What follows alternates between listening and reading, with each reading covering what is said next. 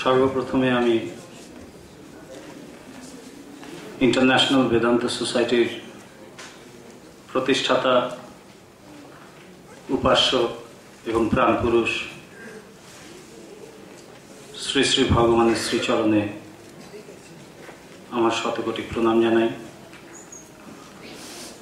প্রণাম জানাই সংঘজননী গুরুমার শ্রীচরণে।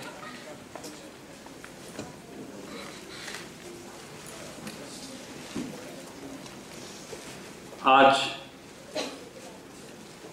আমরা যাকে কেন্দ্র করে এখানে সমবেত হয়েছি, যার জন্মদিন আমরা এখানে সেলিব্রেট করছি, তিনি কি করেছেন বা আমরা কেনই বা তার জন্মদিন পালন করছি। শ্রী ভগবানের তিনি যে উদ্দেশ্য নিয়ে এই বেদান্ত সোসাইটি তৈরি করেছিলেন, তার মূলে ছিল যে বনের বেদান্তকে ঘরে ঘরে ছড়িয়ে দেওয়া। স্বামী বিবেকানন্দের এই মন্ত্র নিয়ে তিনি শুরু করেছিলেন এবং আজ প্রায় 25 বছর পর এই বেদান্ত বিষয়কে, এই তত্ত্বকে তিনি শহরে, গ্রামে, গঞ্জে, আবাল বৃদ্ধ বনিতার মধ্যে, শিক্ষিত অশিক্ষিতর মধ্যে, ধনী দরিদ্র সবার মধ্যে তিনি এই বেদান্তকে ছড়িয়ে দিয়েছেন। এবং কিভাবে ছড়িয়েছেন? শুধু বলে নয়, কথায় নয়, কাজে। এই বেদান্ত সোসাইটি, এই বেদান্ত কি বলে, এই বেদান্ত কি? Vedanta অন্তর্বিজ্ঞান। Vedanta is an inner science. It's a science of the inner world, of the internal world. আমরা জানি যে বহির্বিজ্ঞান তার নিত্য নতুন আবিষ্কার, যা আমাদের প্রতিদিন প্রতিনিয়ত সমৃদ্ধ করে চলেছে, সেটা বহির্বিজ্ঞান, বহির্জগতের বিজ্ঞান। আর অন্তর্জগতেরও এক বিজ্ঞান আছে, সেই বিজ্ঞানকে বলা হচ্ছে অন্তর্বিজ্ঞান বা বেদান্ত বা উপনিষদ, একই কথা। এখানেও বেদান্তের কিন্তু একটা খুব সুন্দর জিনিস, যে বেদান্ত শুধু বিশ্বাস করে না, বেদান্ত বলে দেখে নাও। যেমন বিজ্ঞান কোনো কিছুকে শুধু এমনি মেনে নেয় না, প্রশ্ন করে কেন, কিভাবে, কিসের জন্য।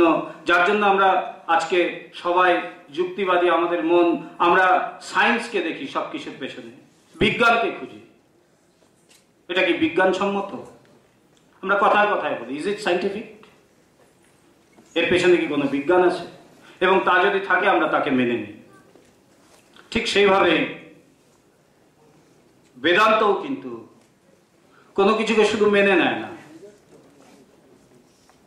তাকে যুক্তি দিয়ে, বিচার দিয়ে দেখে, খতিয়ে দেখে, তার গভীরে গিয়ে দেখে। তাই বিজ্ঞান, কারণ বিজ্ঞান মানে বিশেষভাবে জানা।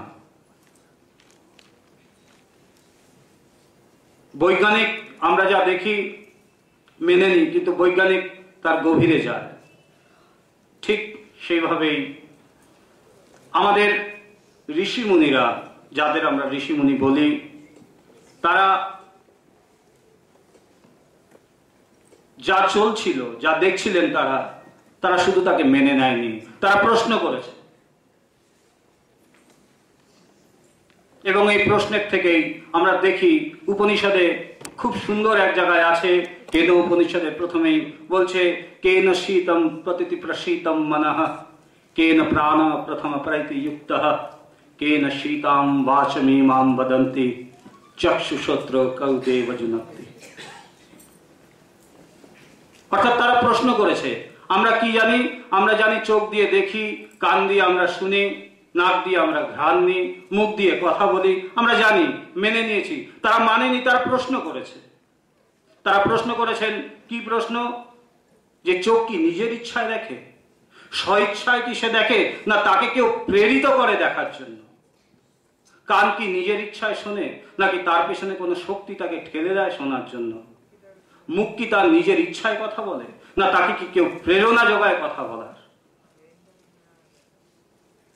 এই যে প্রশ্ন, যে আমি মেনে নিলাম না, আমি এর ভেতরে ঢোকার চেষ্টা করলাম, সত্যটা কোথায়, সত্যটা কি, এই যে সত্যের অন্বেষণ এবং এর সাথে সাথে তার উত্তর পাওয়া। কি উত্তর? খুব সুন্দরভাবে বলছে যে মন কি নিজের প্রেরণায় সবকিছু ভাবে? বলছে না, মনের পেছনে একজন আছে যিনি মনকে প্রেরণা যোগান চিন্তা করার। তিনি যদি প্রেরণা না দেন, তিনি যদি শক্তি না দেন, এই মন চিন্তা করতে পারে না, চোখ দেখতে পারে না, কান শুনতে পারে না। এই যে শক্তি, যাকে চৈতন্য বলা হচ্ছে, বা যাকে বেদান্তের ভাষায় ব্রহ্ম বা আত্মা বলা হচ্ছে, বা সহজভাবে দ্বৈত বেদান্তে যাকে ঈশ্বর বলা হচ্ছে, তারা সেই ঈশ্বরের বা সেই চৈতন্যের বা সেই আত্মা বা ব্রহ্ম বা সত্যের তারা খোঁজ করেছিলেন এবং তারা তাকে জেনেছিলেন। কিভাবে জেনেছেন? কারণ জানার অনেক উপায় আছে। আমরা চোখ দিয়ে জানি, দেখি, কান দিয়ে শুনে জানি, দেখি, বুদ্ধি দিয়ে বুঝি, সেটাও জানা হয়। কিন্তু তারা কিভাবে জানলেন? তারা জানলেন, তারা বললেন, ইয়ন মনসা ন মনুতে ইয়েনাহুর মনোমতম তদেব ব্রহ্মতম বিদ্ধি নেদম ইয়দিদম উপাসতে। অর্থাৎ মন যাকে চিন্তা করতে পারে না, কিন্তু যার প্রেরণায় মন চিন্তা করে, তিনি সেই ব্রহ্ম বা আত্মা, বা সহজ ভাষায় তিনি ঈশ্বর। এবং আমরা যেভাবে ঈশ্বরকে নিজের থেকে আলাদা করে পুজো করি, তিনি ঈশ্বর বা ব্রহ্ম নন, তিনি চৈতন্য নন। চৈতন্যকে যার চেতনায় বা যার প্রেরণায় আমার মন চিন্তা করতে বাধ্য হয়, কিন্তু যাকে আমার মন জানতে পারে না, তিনি ব্রহ্ম, তিনি চৈতন্য, তিনি ঈশ্বর। তারা এইভাবে তাকে জানলেন, এবং জানলেন কিভাবে? সমাধির মাধ্যমে। কেন? তাকে এমনি মনের মাধ্যম দিয়ে, আমাদের যে মন, যে বিষয় চিন্তা করতে অভ্যস্ত যে মন, সেই মন দিয়ে তাকে জানা যাবে না। কারণ বলেই দিচ্ছে, মন দিয়ে তাকে জানা যায় না। ইয়ন মনসা ন মনুতে, মন দিয়ে যাকে জানা যায় না, তাই তাকে আমাদের এই মন দিয়ে। তাহলে কিভাবে জানবো? বলছে জানার উপায় হচ্ছে সমাধি। মানে যেখানে আমি বোধ করলাম, এমন এক জায়গা যেখানে আমি মনকে অতিক্রম করে, আমার সমস্ত এই ইন্দ্রিয়কে অতিক্রম করে, মনকে অতিক্রম করে আমি সেই জায়গার খোঁজ পেলাম যেখানে শুধুমাত্র চৈতন্য বিরাজমান, এবং আমি তার সাথে একাকার হয়ে গেলাম। তার সাথে আমার আর ভেদ রইল না, আমি অভেদ হলাম। এবং তখন আমি জানলাম যে আমি এই মন দিয়ে তাকে জানতে পারি না, এই চোখ দিয়ে তাকে দেখা যায় না। তাই বলছে তাহলে তাকে জানবার উপায় সহজ ভাষায় বলা হচ্ছে, তিনি শুদ্ধ মনের গোচর। একদম না জানা গেলে কথাগুলোই তো আসতো না। কথাগুলো যখন এসছে তার মানে তাকে জানা যায়, কিন্তু কিভাবে জানা যায়? কোন বুদ্ধি দিয়ে, কোন মন দিয়ে? বলছে তিনি শুদ্ধ মনের গোচর, শুদ্ধ বুদ্ধির গোচর। এই শুদ্ধ বুদ্ধি, এই শুদ্ধ মন আসবে কিভাবে? তার প্রক্রিয়া আছে। প্রক্রিয়া কি? বলছে যখন আমি অনুসন্ধিৎস হব, আমি যখন তাকে জানবার ইচ্ছে আমার মধ্যে জাগবে, তখন আমার ব্যাকুলতা বাড়বে, আমি খুঁজতে শুরু করব। কাকে খুঁজব? এমন একজন যিনি তাকে জেনেছেন, যাকে আমরা সহজ ভাষায় বলি গুরু। আমরা তখন গুরুর খোঁজ করি। কে আমাকে সেই খোঁজ দিতে পারবে? কেন? আমি যে আর পারি না, আমার যে কষ্ট হচ্ছে, আমি যে সত্যকে জেনেছি, এই জগৎ সত্যকে জেনে আমি যে তৃপ্ত নই, আমি যে সত্যকে জানি, যে সত্যকে দেখছি, সেই সত্যকে নিয়ে আমি যে খুশি নই, আমি যে এর চেয়ে বেশি জানতে চাই, আমি যে এর গভীরে যেতে চাই, তাই আমি এমন একজনের সন্ধান করি যিনি তাকে জেনেছেন, যিনি আমাকে জানাতে পারেন। যখন ঠিক ঠিক ব্যাকুলতা হয়, গুরু মেলে। কারণ বলাই হচ্ছে it is a inner science, বিজ্ঞান। 2 এবং 2 যোগ করলে 4 হবেই। 5 যখনই হবে বা 3 যদি হয়, বুঝতে হবে অঙ্কটা ভুল হয়েছে। তাই যখন আমার মধ্যে সেই ব্যাকুলতা আসবে, আমি যখন খুঁজতে শুরু করব, গুরু মিলবেই। গুরুরা সব সময় থাকে, অভাব হয় আমাদের শিষ্যদের। গুরুর যখন সান্নিধ্য আমি লাভ করি, তখন বলছে গুরুর কাছে আমি যখন প্রার্থনা করি, কিভাবে? বলছে আমি যখন প্রার্থনা করি তার কাছে যে হে গুরুদেব, আমি এই সত্যকে জানতে চাই, তুমি কৃপা করে আমাকে এই সত্যের কথা বলো। শ্রদ্ধার সাথে। এখানে শ্রদ্ধা একটা বিশাল জিনিস। স্বামী বিবেকানন্দ বারবার বলছেন শ্রদ্ধা একটা বিরাট বড় ব্যাপার। শ্রদ্ধার সাথে, তাই গীতাতেও বলছেন শ্রদ্ধাবান লভতে জ্ঞানম, যিনি শ্রদ্ধাবান তিনি এই জ্ঞান লাভ করতে পারেন। শ্রদ্ধা ব্যতীত এই জ্ঞানের কোনো প্রশ্নই আসে না, প্রসঙ্গই নেই। তাই শ্রদ্ধার সাথে যখন আমি গুরুর কাছে যাই, তার কাছে উপনীত হই, তখন তিনি আমায় এই বেদান্তের কথা শোনান, সেই আত্মা বা ব্রহ্মের কথা তিনি শোনান, সেই অতীন্দ্রিয় জগতের কথা তিনি শোনান, যেই জগৎ এই জগৎ নয়, যেই জগতের খবর পেলে, যেই জগতের খোঁজ পেলে আমাদের এই জগৎ দেখার চোখ পাল্টে যায়। তখন এই জগৎ, যেই জগতে আমরা ভিন্নতা দেখি, ভেদ দেখি, মারামারি, কাটাকাটি, হিংসা, দেশ, রাগ, সমস্ত কিছু দেখি কেন? আমার মধ্যে আছে তাই আমি দেখি। তখন এই জগৎ ধীরে ধীরে পাল্টে যায়। জগৎ পাল্টায় না, সত্যটা হচ্ছে আমি পাল্টাই, আমার সাথে সাথে এই জগৎ পাল্টায়। এবং তখন তিনি অতীন্দ্রিয় জগতের কথা তিনি বলেন, এবং শিষ্য বা সাধক তিনি শ্রবণ করেন, তদ্গত চিত্তে তিনি শ্রবণ করেন। এই শ্রবণের পর যখন শ্রদ্ধা চিত্তে শ্রবণ করা হয়, তখন আসে মনন, অর্থাৎ আমি এই নিয়ে চিন্তা করি, গভীরভাবে চিন্তা করি। কারণ যেই জগতের কথা তিনি বলছেন, এই জগতের সাথে আমি পরিচিত নই। তিনি এমন এক তত্ত্বের কথা বলছেন, যেই তত্ত্ব আমি বুঝি না, আমি জানি না, আমি শুনিনি। তাই সংঘাত আসে, নানা রকমের প্রশ্ন আসে, দ্বিধা আসে, দ্বন্দ্ব আসে, সংশয় আসে, এবং আমি সেই দ্বিধা দ্বন্দ্ব আবার গুরুর কাছে গিয়ে সেগুলোকে বলি, জিজ্ঞাসা করি, এবং তিনিও ভালোবেসে প্রেমের বশে তিনি ধীরে ধীরে আমার এই সংশয়, আমার দ্বিধা, আমার দ্বন্দ্ব তিনি নিরসন করতে থাকেন। এবং তিনি বারবার বোঝাতে থাকেন কি, যে তুমি সেই নিত্য শুদ্ধ বুদ্ধ মুক্ত আত্মা। এবং যখন আমার ধীরে ধীরে সমস্ত সংশয় দূর হয়, তখন আমি যেখানেই থাকি না কেন, যেমনই থাকি না কেন, আমার ভেতরে নিরন্তর একটা স্পন্টেনিয়াস একটা ফ্লো, আনইন্টারাপ্টেড একটা ফ্লো, যাকে বেদান্তের পরিভাষায় বলা হচ্ছে তৈলধারাবৎ একটা চিন্তা চলতে থাকে, যে আমি সেই নিত্য শুদ্ধ বুদ্ধ মুক্ত আত্মা। ঋষিদের ভাষায় যাকে বলছে যে আমরা ঈশ্বরকে বা ভগবানকে বা আত্মা বা ব্রহ্মকে নিজেদের থেকে আলাদাভাবে যে পুজো করি, তিনি আত্মা বা ব্রহ্ম নন।